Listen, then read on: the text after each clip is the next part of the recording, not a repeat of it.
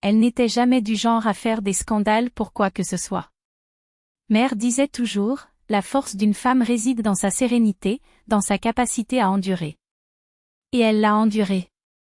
Elle a enduré le désordre, ravalé la déception lorsque son mari a oublié les anniversaires, lorsqu'il a critiqué le dîner sans même y avoir goûté. Mais une trahison? Elle n'aurait jamais imaginé qu'elle devrait avaler ça. Le jour de son mariage, ses parents lui ont offert un collier en or. Ce n'était pas seulement un bijou précieux, c'était une relique, un morceau de l'histoire familiale.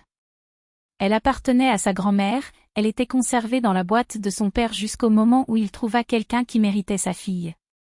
Maintenant, tu fais partie de nous, dit son père en fermant la fermeture éclair alors qu'elle l'enfilait pour la première fois. Par la suite, il ne l'a portée que lors d'occasions spéciales, lors de son premier anniversaire de mariage, à la remise des diplômes de sa nièce, à la veillée funéraire de sa grand-mère. Il était conservé dans une petite boîte rouge avec un ruban blanc, et elle le vérifiait toujours, comme un rituel, lorsqu'elle rangeait ses affaires. Jusqu'au jour où la boîte était vide. Au début, il pensait qu'il aurait pu le garder ailleurs. Elle fouillait dans les tiroirs, secouait les oreillers, vidait les vieux sacs à main. Il a demandé à André. Il n'a même pas levé les yeux de son téléphone portable, il a simplement haussé les épaules, vous avez dû oublier où vous l'avez mis, comme toujours, ou l'avoir perdu. Mais pourquoi mon cœur me faisait-il si mal? Pourquoi l'esprit n'a-t-il pas arrêté de tourner? Elle le savait. Un collier comme celui-là ne disparaît pas comme ça, comme ça. Le lendemain, alors qu'elle entra dans le bureau de son mari pour récupérer le chargeur, elle aperçut un reçu blanc sur la table, sortant presque du dossier, comme si on voulait le retrouver. Gold of Time Pawn Shop. Objet, collier en or. Valeur, 8200 reais. Livré par André Sokolov. La date? Il y a 3 jours. Les jambes s'affaiblirent. Ce n'était pas seulement le vol, c'était la lâcheté. Pas d'excuses, pas d'explication, pas même le respect de la regarder dans les yeux. Il pensait que, comme toujours, elle avalerait en silence.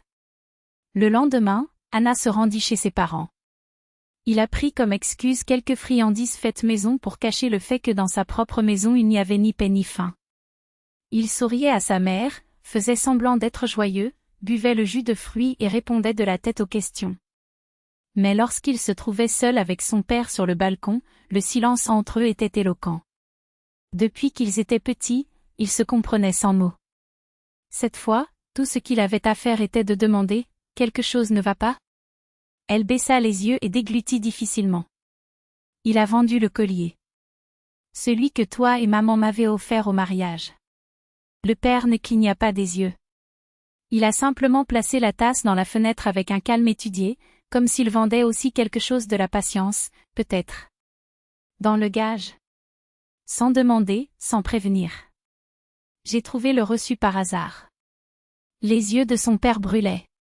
C'était un homme retenu et réfléchi, mais à ce moment-là, quelque chose en lui se contracta, dur et lourd.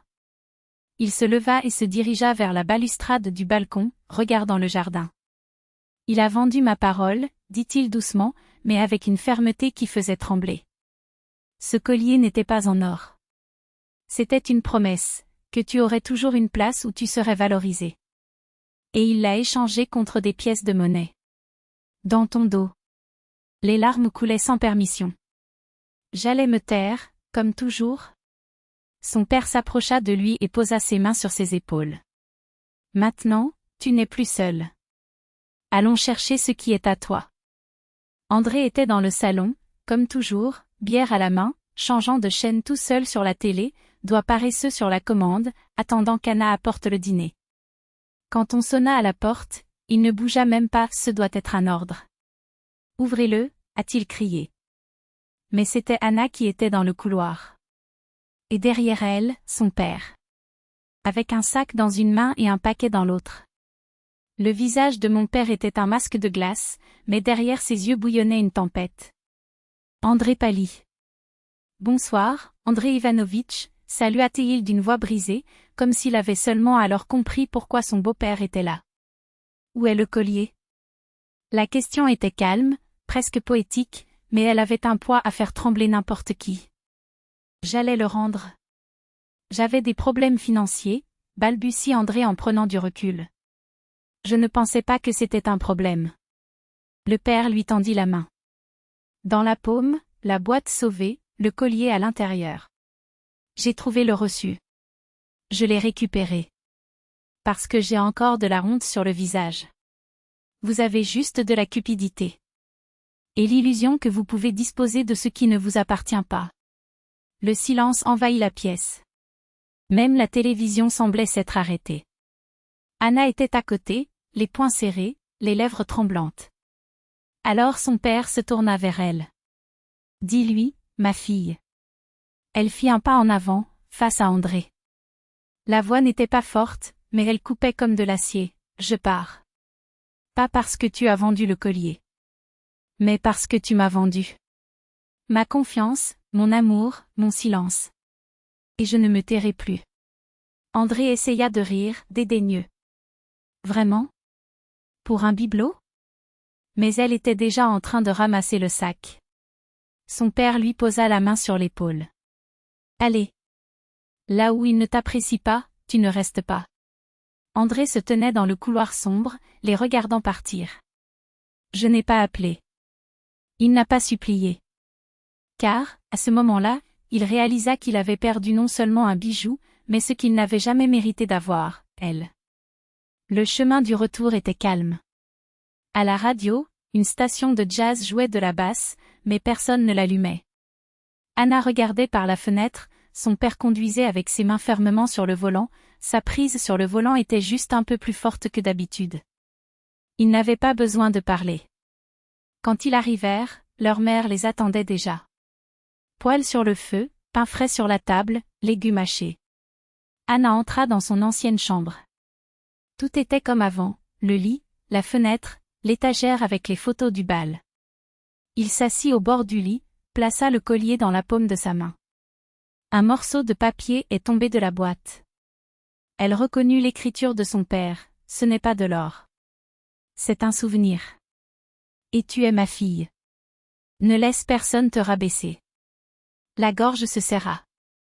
Lentement, il enfila le collier, ferma le fermoir. Il s'est regardé dans le miroir. Et pour la première fois depuis longtemps, il n'a pas vu une femme trompée. J'ai vu une femme qui s'est remise sur pied.